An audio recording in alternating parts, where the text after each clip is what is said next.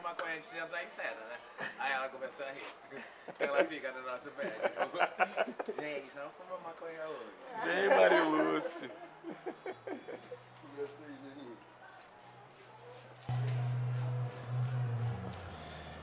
Eu olho pra quem? Pro Léo? Papai Léo.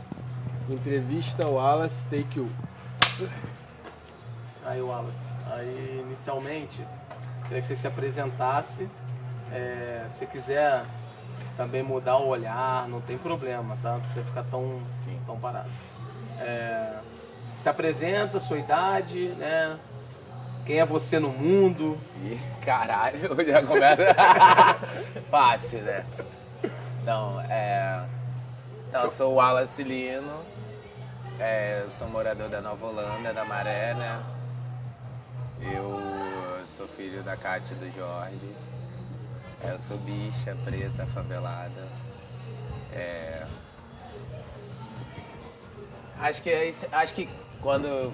é bom eu começar a falar de eu ser bicha, preta, favelada, porque eu acho que isso vai ser determinante para minha trajetória.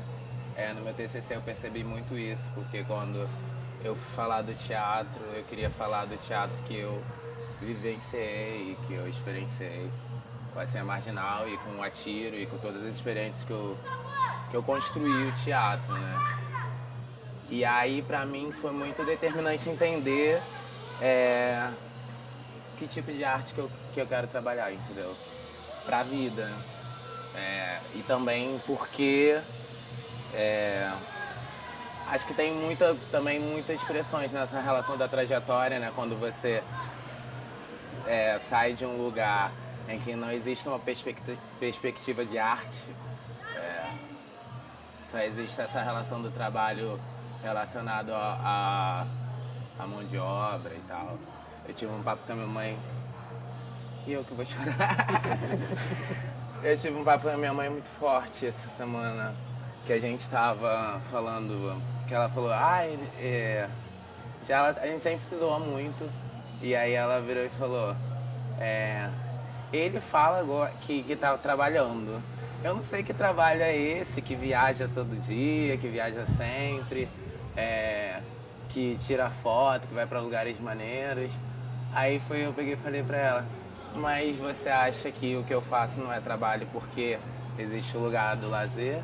Aí ela falou, não, porque eu tô te falando isso porque pra você não esquecer do trabalho que fez você chegar nesse lugar. E aí ela falou, porque no meu trabalho eu nunca tiraria foto. Isso pra mim é muito forte sobre o que é o meu encontro, o que é ser artista, por que ser artista nessa minha experiência, que é ser marginal, não é ser sozinho. Sim. E seus pais nascem aqui ou eles vêm de onde? Minha mãe e meu pai, sim. Eles dois são cariocas, mas a minha família materna, eles vieram do Nordeste, de Recife. E o meu pai da família do meu pai vem de Minas. E aí, eu nasci também na Maré não, nasci no Rio, mas eu sou da Maré desde que nasci. E a rua que você morava na infância é a mesma de hoje? Eu moro até hoje no mesmo lugar. Qual que é o nome da rua? Na Rua 4, número 64. E quais são as lembranças da Rua 464? Cara, então, eu fiquei muito dentro de casa, né? Esse lugar da favela, quanto tem identidade, ele foi se construindo muito pela troca na cena marginal mesmo, assim. As meninas, a Janda já, que Priscila tem isso muito forte nelas desde que eu conheço. E, então, eu não era da favela, eu entendo hoje, tipo, algumas relações. A favela é muito, muito complexa. Então, tipo, ela é plural, as pessoas, elas têm pessoas que constroem raízes nesse lugar e tem pessoas que continuam acreditando que esse lugar é o que constrói conto narrativa aí, que é um lugar que a gente nasce, mas a gente tem que fazer de tudo pra sair. E aí eu acho... Ih, me perdi. Você estava falando da Rua 4. Então, E aí eu tinha muito isso, tipo, eu fui criado muito dentro de casa, eu sempre ia pra coisas de fora daqui da favela, eu não vivia a favela na infância muito. Eu vivia com meu pai, porque isso também, tipo, meus pais, eles sempre tiveram uma relação muito intensa de crise, e aí eu vou atravessando isso tudo, e aí tem isso, a família do meu pai era o Jorge Negão era meu tio, né? Então tinha toda a minha mãe me tirar desse núcleo, dessa relação de ter o tráfico presente. E aí é isso, eu cresço apesar de eu ser sobrinho do Jorge, de minha família ser toda preta, do paterna, eu construo também, tipo, longe com a minha mãe, que não é uma família preta, mas se acham, ou que não é uma família branca, mas se acham uma família total branca. Então, tipo, eu cresci dentro dessa relação, desse estreitamento. E aí, a minha experiência é de uma Rua 4 muito da minha porta, entendeu? Sim. A minha porta era a Rua 4. Eu não brincava de rodear como todo mundo brincava. E aí, quando começou a acontecer isso, que era o lugar dos escapes que eu dava, e aí que eu comecei também, tipo, a perceber o mundo, né? Tipo, tem muitas coisas para além da Rua 4 e de sair só com a sua mãe, com o seu pai, porque era só o que acontecia. E como é que foi essa relação de você circular a cidade sendo bicha preta da maré, circulando esses espaços? Para onde que você costumava ir? Qual era o rolê que você gostava de fazer? Assim? Então, porque acho que eu tenho que falar um pouco de um lugar de memória que fica mais forte na minha cabeça. Porque a minha adolescência, que é o lugar que eu percebo que a minha identidade está ali começando a se construir, as coisas que eu acredito e começam a se apontar, eu era evangélico, né? Minha família era evangélica. Então, quando eu fui me percebendo gay, que eu fui me questionando sobre aquele espaço e eu fui percebendo o quanto eu nunca estive de fato inserido naquele espaço. E nem a minha mãe também, porque a minha mãe, por exemplo, ela era uma mulher solteira dentro da igreja com 2 filhos potenciais em bichas, que a gente sempre foi bicha afeminada, eu e meu irmão. Bicha não, uma criança afeminada. E aí é isso, a gente vai vivendo muito uma relação de muita violência, né? Essa relação com a sexualidade é muito violenta, principalmente dentro desse núcleo. E aí quando eu saí da igreja com 16 anos, que é isso, eu conheci Jaqueline, e aí é isso, eu sempre falo que a Jaqueline, ela nasceu sapatão. Nunca teve dúvida sobre se ela era lésbica ou se ela... Com ela a coisa era ali. E eu via tanta paz nela em lidar com a sexualidade dela e que eu ficava me questionando por que eu não tenho essa parada. E eu fui buscando essa parada e eu vi que não tinha a ver com o lugar que eu estava, com o lugar de identidade que eu queria construir. E aí eu começa a me enxergar como bicha preta favelada. E aí você vai saindo, né? Tipo assim, você vai se deslocando desse lugar, de certa forma, impede sua liberdade. Sim. E você vai encontrar essa liberdade em outro lugar, mas você volta também.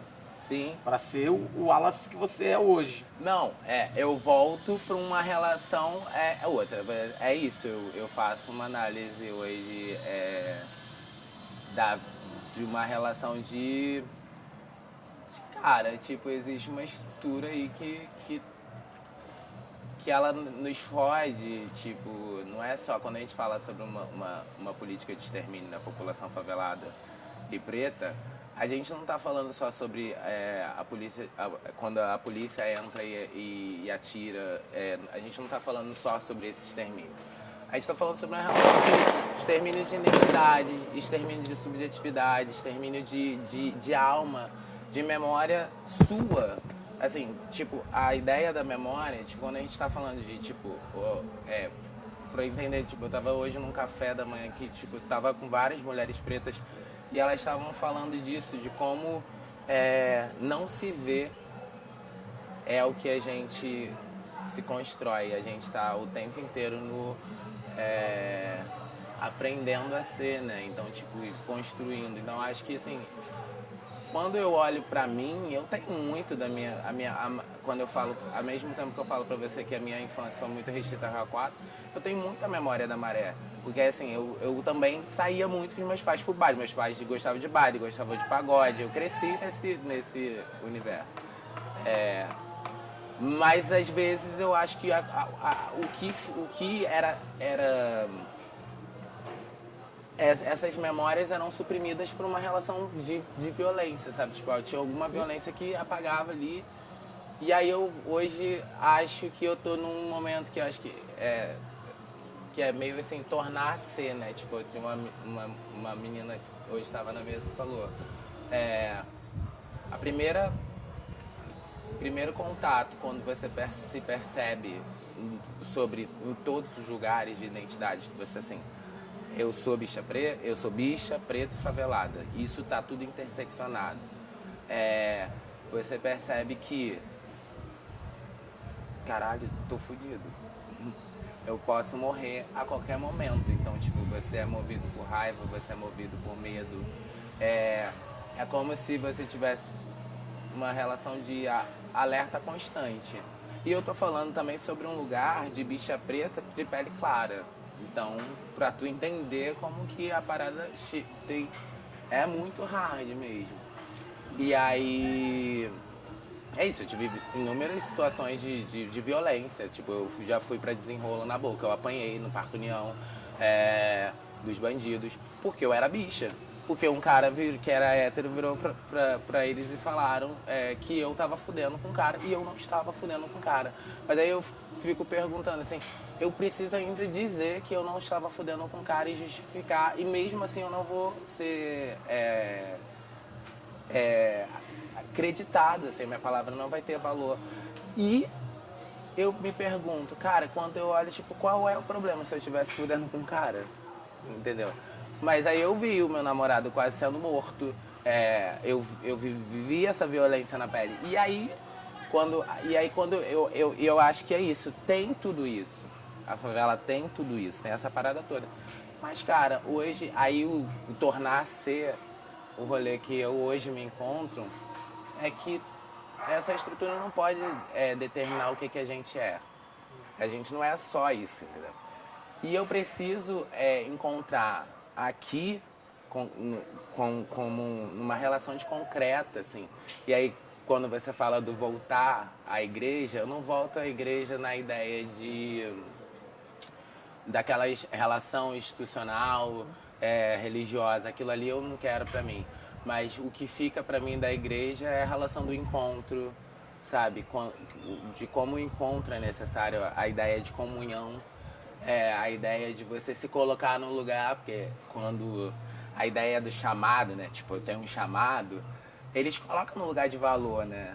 Então, tipo, eu sinto que tudo que acontece na minha vida, ela também, que você pensa, se você pensar, sabe, tipo, nessa relação de trajetória, viver, tipo, o que eu vivo hoje com a Cia Marginal, circulando no palco giratório, ganhando, tipo, os principais editais do Brasil, é foda pra caralho.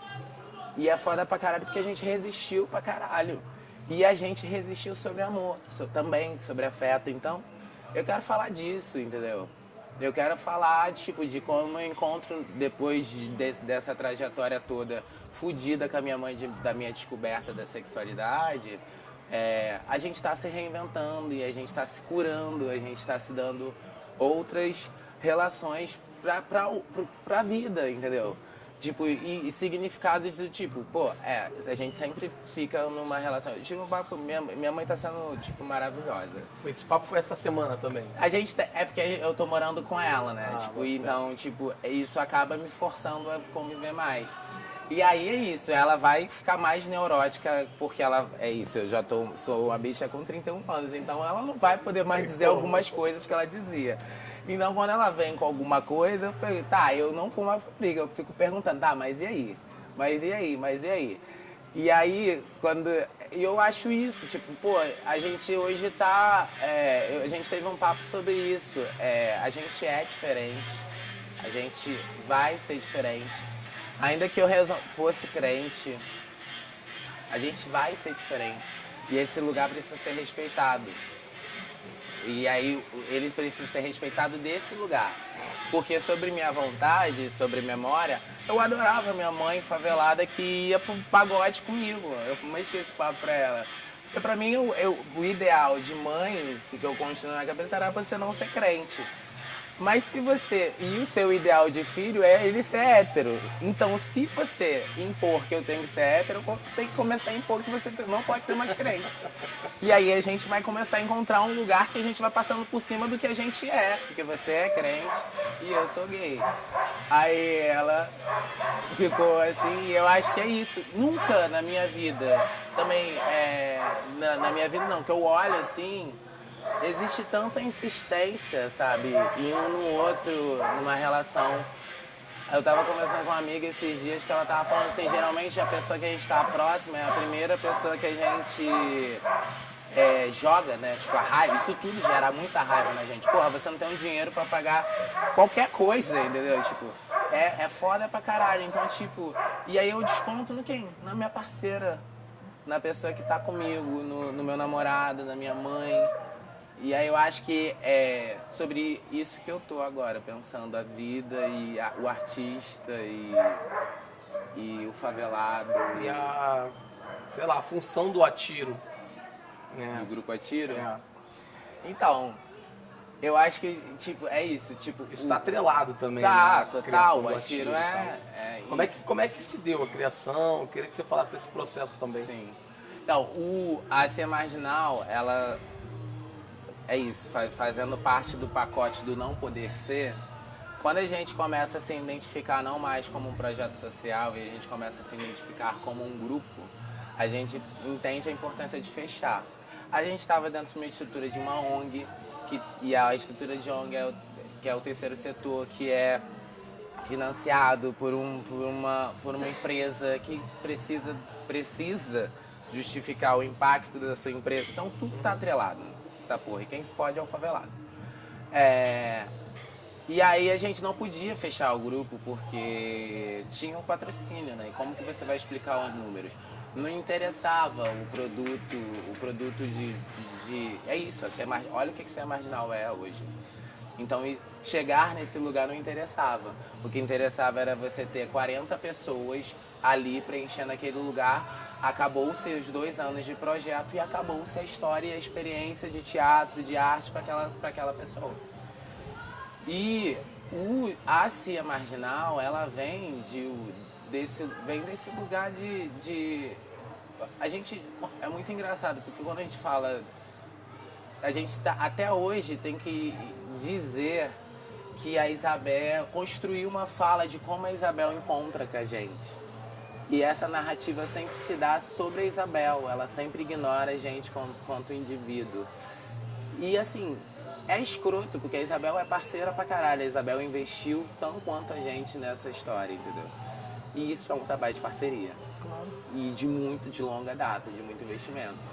E é muito violento também você não poder contar essa história desse jeito, sabe? Tipo, desarmado, igual eu tô batendo esse papo com vocês. E aí a gente já tava tratando com isso. E aí não dava pra ser, pra gente, do nosso encontro, não dava pra ser só um projeto, entendeu? Não dava pra coisa acabar.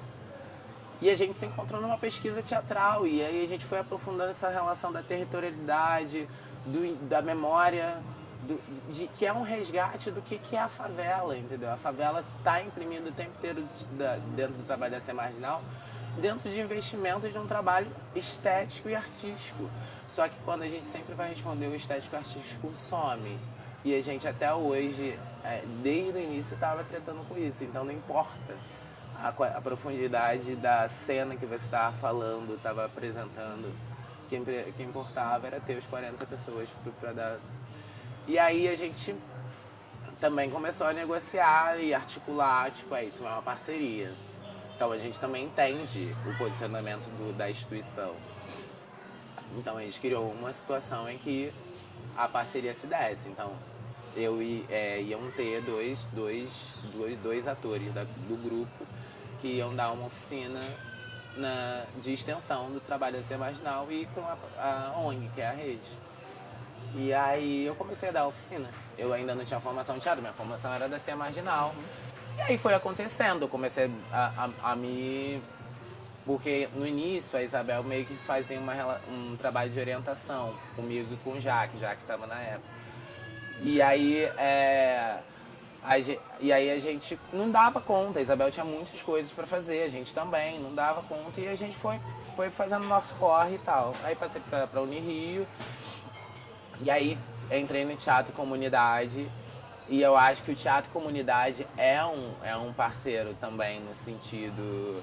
Porque quando o teatro em comunidade, que é uma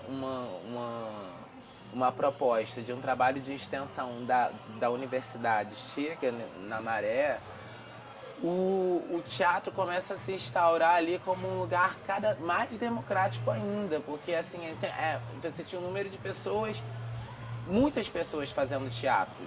Então, e aí quando você tinha a minha oficina, e você tinha o Teatro Comunidade e você tinha a oficina do CTO. Então, o Atiro, ele é composto majoritariamente por pessoas que passaram por esses espaços dentro da oficina da Cia Marginal. Então, eu acho que assim, o Atiro ele se forma assim dessa experiência de extensão da Cia Marginal, mas também dá próprio diálogo com o que é isso. A Marina Henriques, ela é uma professora que estava dialogando com a gente. O Teatro Comunidade, ele é construído a partir da pesquisa da tese dela de doutorado, que a Cia Marginal foi um dos grupos estudados. Então, tipo, as coisas vão tecendo uma rede que ela de alguma forma vai aparecendo. E aí, tinha tipo, meu irmão tá desde o início. E o meu irmão, eu lembro, o meu irmão tá no grupo até hoje, porque assim... Dentro, de novo, desse rolê de ter que dar números pra ONG, eu falo, cara, meus alunos já estão indo todos embora. E aí, eu vou levar uns amigos meus lá, e ele ficou. E os amigos também, então, tipo, é isso. E aí, só que é isso, a Cia Marginal, como a Cia Marginal, o trabalho foi aprofundando, o Atiro foi acontecendo isso. Então, isso foi um acúmulo de 6 anos de trabalho de oficina. E aí, comigo e com eles, e dialogando com as coisas que eu trocava no Teatro Comunidade, no outro grupo do coletivo Paralelas que eu tava, e com a Cia Marginal. Então, a minha experiência com a Tiro é um misto disso. E o que em resumo era trabalhado, assim? Quais eram os métodos utilizados por vocês? Então, a gente sempre teve, a Cia Marginal sempre teve uma pesquisa muito forte do trabalho físico, né? O corpo como memória. Então, é isso, é de como você encontrar a linguagem através não só dessa linguagem escrito, textual. Acho que também muito por conta daquele momento em que Isabel começa a trabalhar. A gente também não tinha referência nenhuma de teatro. O que é teatro, né? A gente provavelmente viu uma peça ou outra, mas... teatro, assim, não se configurava como lugar de ninguém, pra ninguém ali. E aí é isso, a gente tinha uma pesquisa muito forte e essa relação do território. E aí isso era uma cerne que estava ali da Cia Marginal que eu trazia pro Atiro. Então a gente também tem uma pesquisa no território, a gente também tem uma pesquisa sobre a memória do ator, a gente também tem uma pesquisa sobre... criar outras experiências para além da nossa, da democratização, para além da gente ser só tá ali, né? A gente até ganhou um edital agora que é maravilhoso. A gente vai fazer a Família, que é uma peça que fala de racismo e tal, nas escolas, assim, e foi agora. E aí eu acho que é isso, e aí a gente tá no meio desse processo, o Atiro tá se formando, né? O Atiro não... Ele cada vez... porque a gente... O Agora Sei o Chão do Piso é um processo... A gente construiu... a gente... Quando a gente sai da ideia de oficina, vamos montar um grupo, aí fala... qual vai ser o tema? O que a gente vai pesquisar como teatro? Aí... Cada um foi pra casa pensar... Nananana, e aí eu recebi uma carta, um e-mail do Matheus. falando, olha, eu tô pensando em montar uma peça, escrevi um texto, eu queria que você lesse e depois você me ajudasse a dirigir essa peça. Aí eu fui ler, aí eu li o texto, aí eu, tipo, gente, isso é total malhação, isso aqui não aconteceu na vida de ninguém, mas era assim, a malhação da favela. Porque assim, era só pau no cu e era o mesmo personagem que tipo, sofria várias putadas. Aí eu fui, tipo, li, aí fui e falei assim, ó, vamos trocar uma ideia e tal, não sei o quê. Ai, pode fumar? Claro. Esqueci meu cigarro lá embaixo. Pega lá, amigo. Por favor. Aí a gente foi trocar uma ideia. Aí eu fui e falei pra ele, cara, então, pra que você quer que essa peça? Antes de tudo, eu acho que é importante te perguntar o que você quer dessa peça. E aí ele pegou e falou que ele queria mostrar a realidade de um favelado, de um jovem favelado, de que um jovem favelado passa, que são experiências super cruéis e tal, não sei o quê. E aí eu peguei e falei assim, mas você tem muitas coisas. Me parece que você quer só chocar o público, que você só quer vomitar um monte de coisa e fazer as pessoas que estão te assistindo chorar. Eu fico me perguntando, e depois do chorar, o que vai ter? Exato. Aí ele virou e falou, então, as coisas que eu escrevi, todas aconteceram comigo. Aquele personagem sou eu. E eu não queria realmente saber o que ia acontecer depois do choro, porque o que eu precisava era falar. E aí isso foi muito forte, assim. E eu fui pra casa com aquilo. E aí eu peguei e falei, animalidade nas relações humanas. Aí fui e joguei pra eles, o que vocês acham do tema animalidade nas relações humanas? Aí eles, gostaram, mas a gente podia não ter uma animalidade nas relações humanas, porque a gente abrir mais, a gente pesquisar animalidade em mais espaços. Porque tinham outros desejos, um queria fazer comédia, um queria fazer não sei o quê, então, tipo, para que a gente pudesse ter uma gama de coisas. E aí a gente foi amarradão na coisa, e aí a parada, essa pesquisa aí, Agora é Seu Chão que Piso, que é o nome do projeto, já tem 3 anos, né? E a gente vai agora finalizar em outubro e novembro o trabalho e o sonho. E aí o trabalho, a gente tá trabalhando com a ideia de como o teatro, ele ainda não é um lugar de trabalho pra gente, os favelados. E como que construir uma relação de trabalho no teatro é uma relação muito dura. Insistência, trabalho árduo, né? De Total. insistência, mais do que resistir, é insistir. Insistir, investimento intelectual do caralho. Você tem que ser inteligente pra caralho pra você conseguir sobreviver, entendeu? Fazendo arte, assim, real. Eu acho, tipo, eu sou muito feliz com as pessoas que hoje eu trabalho que são muito inteligentes. Todas. A primeira coisa que eu parto, assim, tipo, eu sou muito feliz nesse sentido, entendeu? Essa minha experiência me coloca num lugar do tipo, cara, eu não gosto de trabalhar com gente que não tá nessa vibe, entendeu? Do nós. O nós tem que estar presente.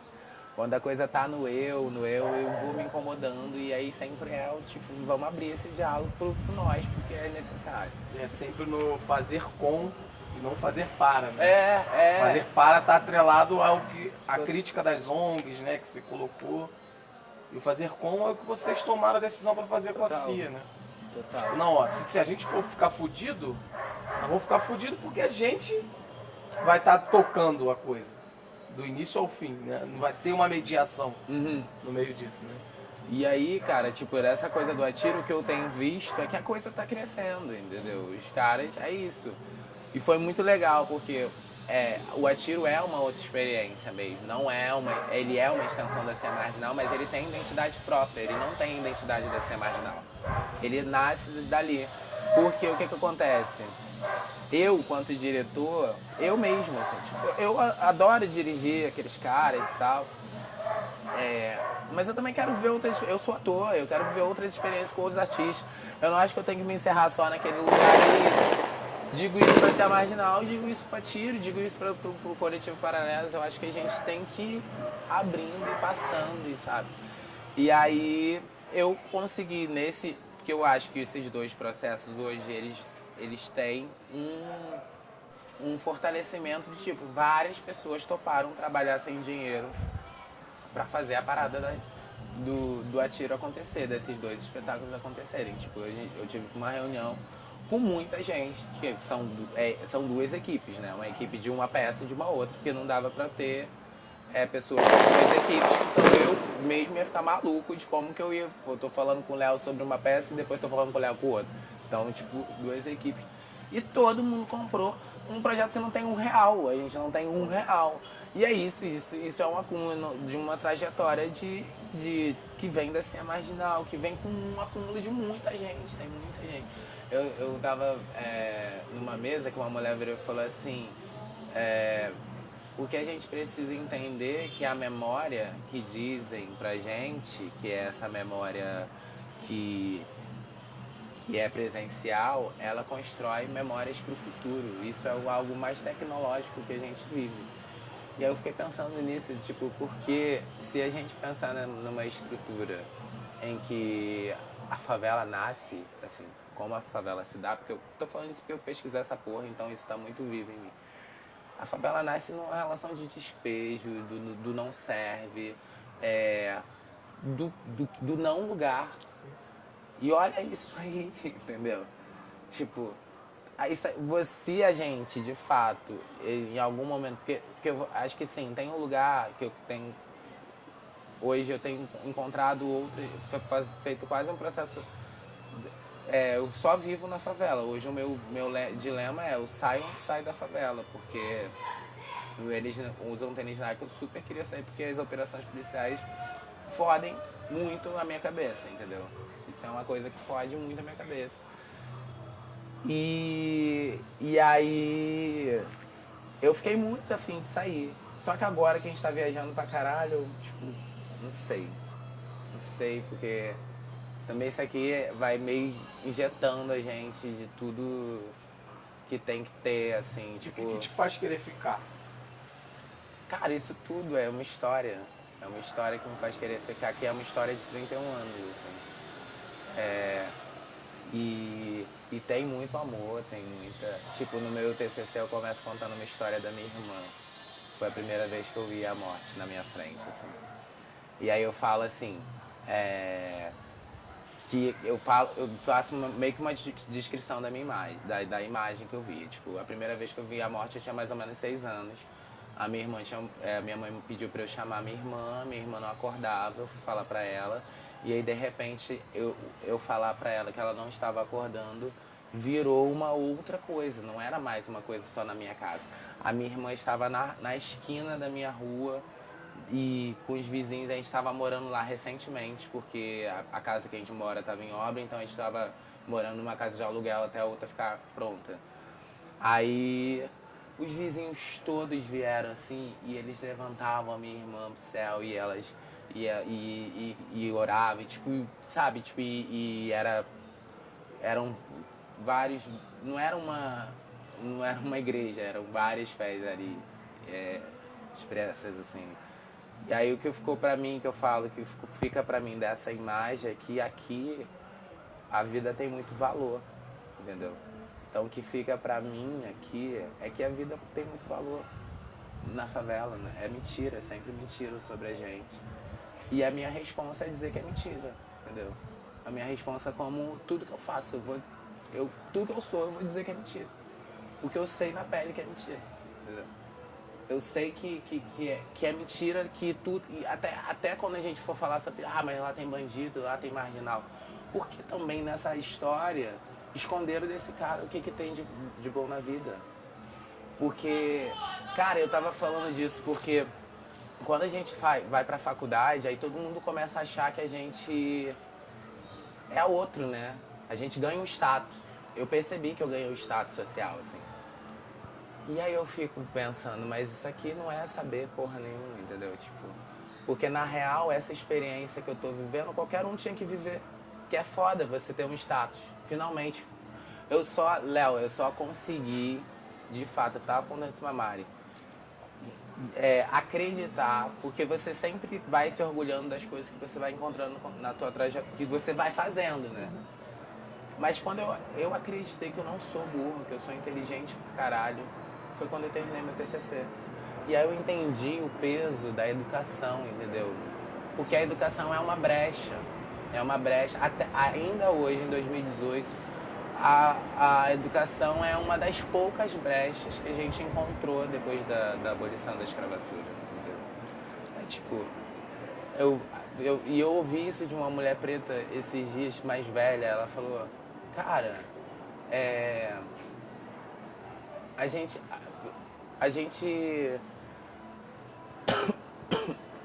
O que eu tava falando? Eu sempre pergunto. Você estava falando da possibilidade que a educação, o status que você ganhou quando você entrou para a faculdade, fez teu TCC.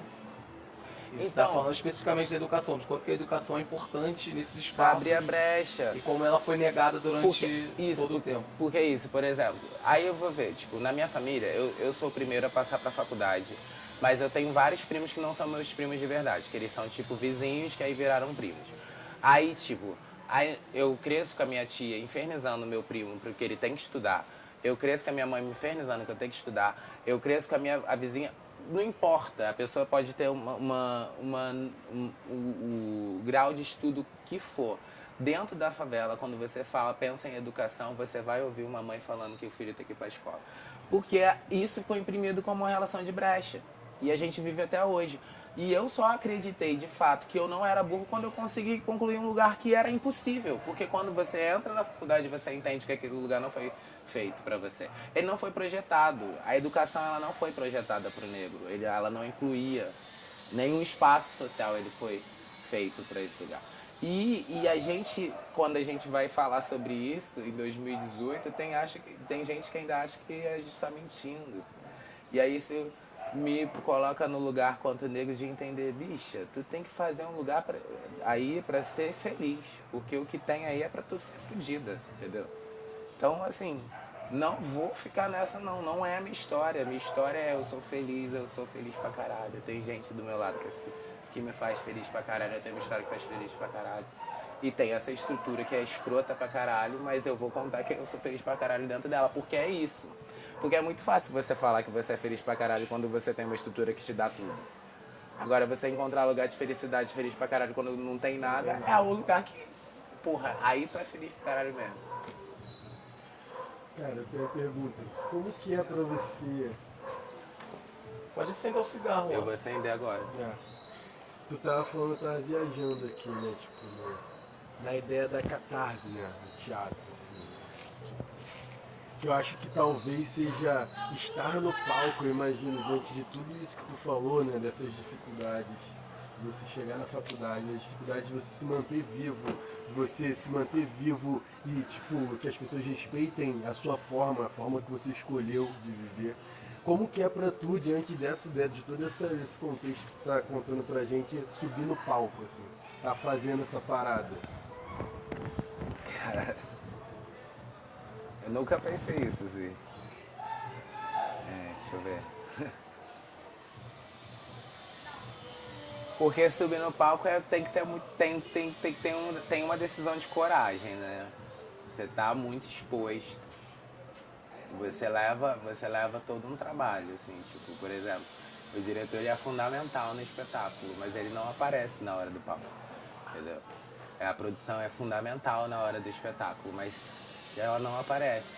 Então esse lugar do ator, o ator de alguma forma, ele é quase o termômetro do que foi o processo, entendeu? Eu acho que o ator... E aí quando a gente está falando de vida, e aí a gente está falando de você ir, você tá carregando... Eu não tô no palco sozinho, né? Por isso que é importante a Ser Marginal ganhar, mas é importante não só a Ser Marginal ganhar. Aí a gente está falando, aí o Mário tá aqui, a gente fala o tempo inteiro que esse lugar é de exceção. O que a Ser Marginal tá vivendo é maravilhoso, todo mundo tinha que viver, mas é exceção. Então eu preciso falar que é uma exceção, entendeu? E eu falo que é uma exceção por eu estar ali. Porque a minha presença confirma a regra, que é uma exceção. Porque se você for ver, por exemplo, a gente no palco giratório, olha as outras companhias, eu não preciso nem te dizer. Entendeu? Então, eu acho que também é isso. Porque também se posicionar do jeito...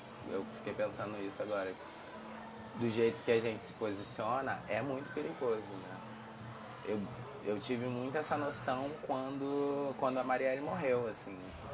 Porque dentro dessa coisa da brecha que a gente vai acreditando, agora vai, e eles vão falar, não, não vai. Eles mostram que eles ainda estão ali. E aí, é isso, você sobe com essas coisas todas. E é isso, tem que subir mesmo. Não, acho que você ia perguntar, eu tava pensando o que do Wallace de 6 anos que teve contato pela primeira vez com a morte tá presente no Wallace hoje de 31, em cima do palco, tá ligado? Porque é isso, né? Essa analogia, né, que você, né, esse fato que você colocou de que a direção tem importância, a produção e etc, mas eles não aparecem. As nossas memórias, às vezes até as memórias inconscientes, que não aparecem, eu queria saber se você acha que elas estão presentes no seu processo artístico mesmo, sabe? Ah, tá o tempo inteiro, né, Léo? Porque é isso, por exemplo, o Felipe eu acho que a gente se dá muito bem porque a gente é irmão, né? Tipo, porque tem um lugar nele do ego dele, que é o meu ego também, que não é ego, é orgulho. Então, tipo, a gente tem muito orgulho de ter essa história, entendeu? Também. Então a gente percebe, por exemplo, hoje a gente está num momento em que a favela, a negritude ou qualquer questão sobre minoria chegou nos palcos. Então todo mundo quer fazer isso. E a gente está fazendo isso lá, né? Desde 2000 e bolinha. E a parada, tipo, ela aparece, porque é uma pesquisa sobre você se revisitar há anos.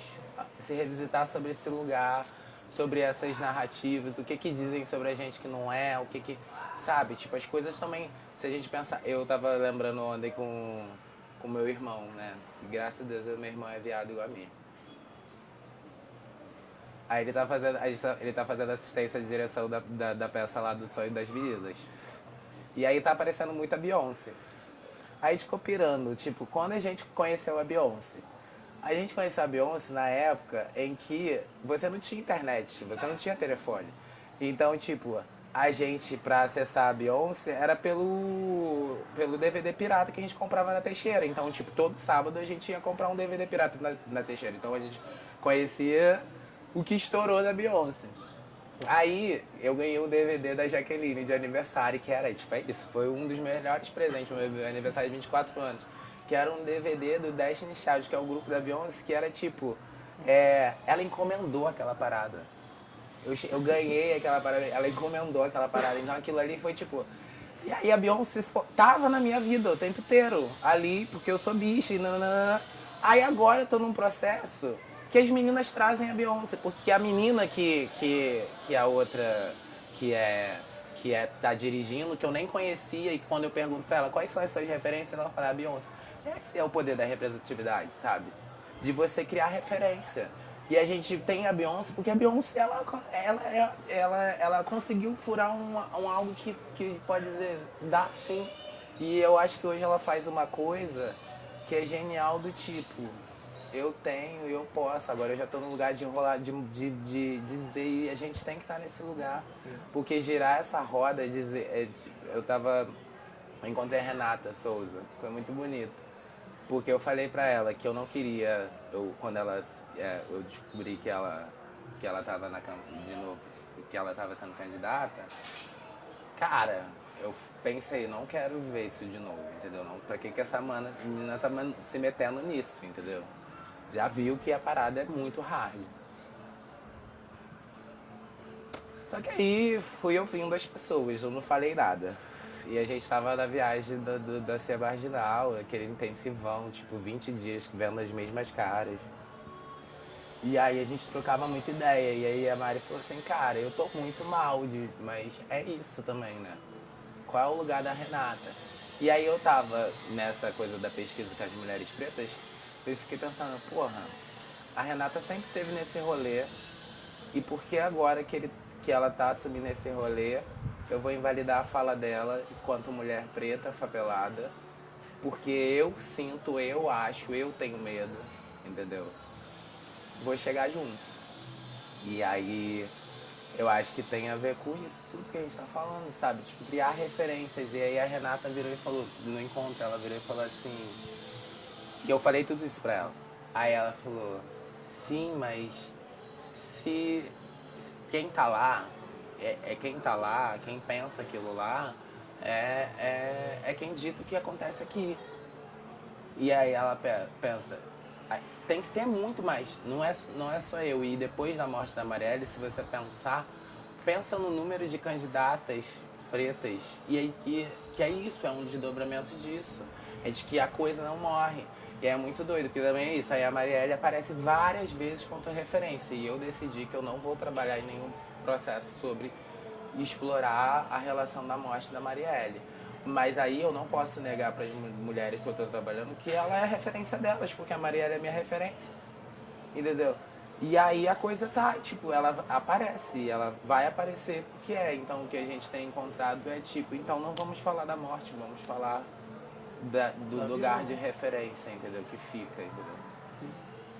Eu acho que estar no palco é isso, tipo, você tá levando isso tudo, entendeu? É isso, tipo, tu pensa, hoje eu vejo, na minha época só tinha Cia Marginal, hoje eu vejo a Cia Marginal, a galera que faz teatro comunidade, eu vejo a galera do Entre, eu vejo a galera do CTO, então, tipo, a maré tá bombando em arte e cultura, como sempre bombou, mas aí finalmente se criou espaços para que a coisa aconteça, né? E a coisa se faça. Equilíbrio, né, também. Mas ainda assim, a coisa ainda é só aqui, né?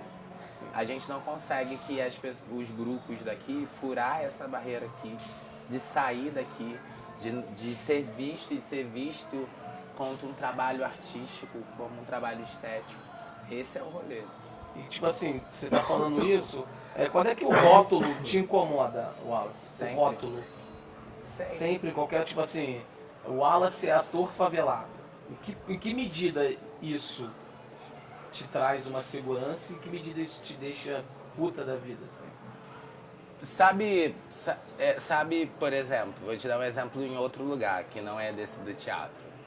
Quando você é viado, tipo, e você tem amigas bichas, aí você, ai viado, não sei o que, não sei. Quando você tá na rua e alguém te chama de viado, é ofensivo. Então essa coisa do rótulo, por exemplo, do ator favelado, ele não vem só desse lugar, ele não vem no lugar de legitimar que o Wallace é um ator favelado, de um lugar de construir uma identidade. Ele vem acompanhado de um lugar de determinar a caixinha que o Wallace tem que atuar, sempre quanto ator favelado, entendeu? Então, é muito doido, porque você precisa estar sempre atento. Ai, mano, essa vamos cortar, calma aí.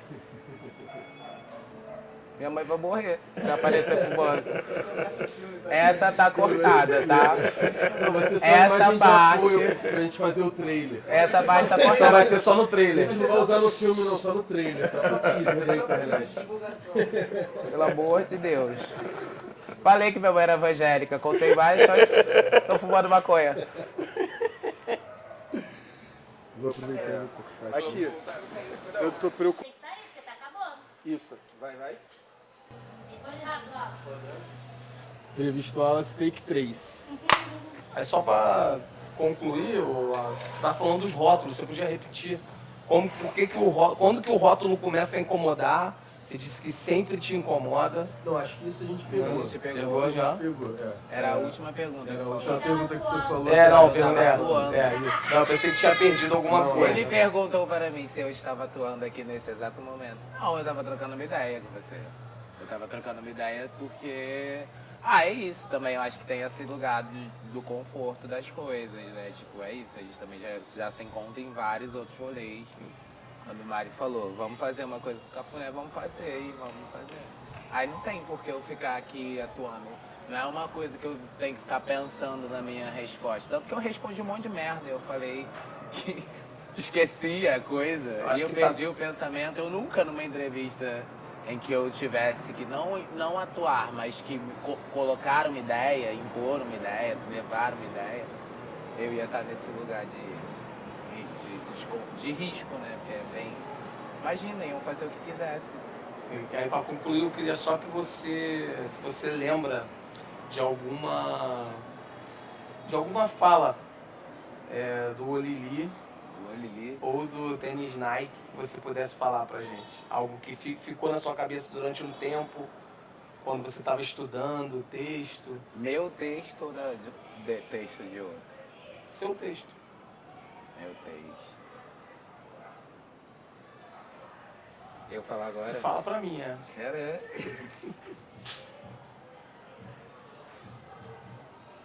Eu não lembro agora do texto porque eu tenho realmente que estudar essa porra.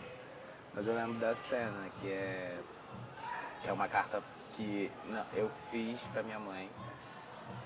E aí a ideia era, tipo, misturar o que eu fiz, que foi super afetivo com o Diogo, que era um lugar super de colocar o afetivo é um lugar de liberdade. Né?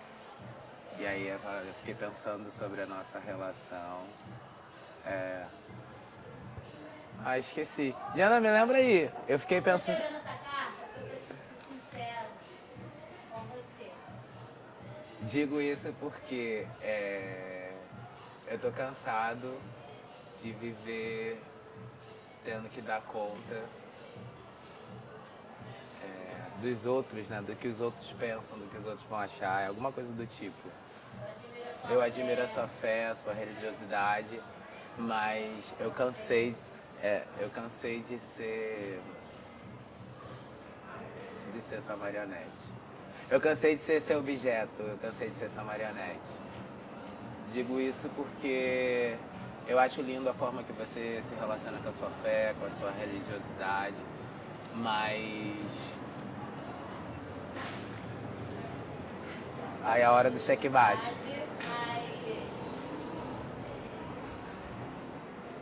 Que é a hora que é da virada. Enfim, aí eu começo a colocar que eu... da tua fé, da sua religião. Mas eu tô cansado de ter que...